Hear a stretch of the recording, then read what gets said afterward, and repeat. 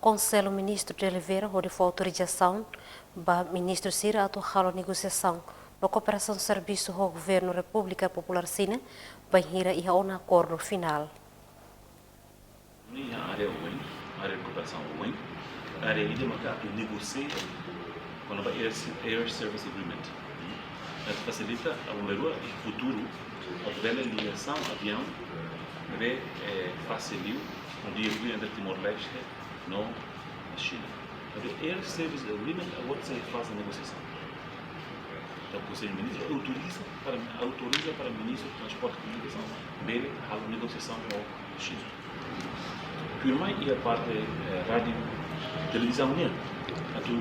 Nessa continuação desse projeto existente, nela os projeto nevemaca foi loja, no sentido que está em continuação desse projeto de digitalização RTTL nevemaca horas nela em curso.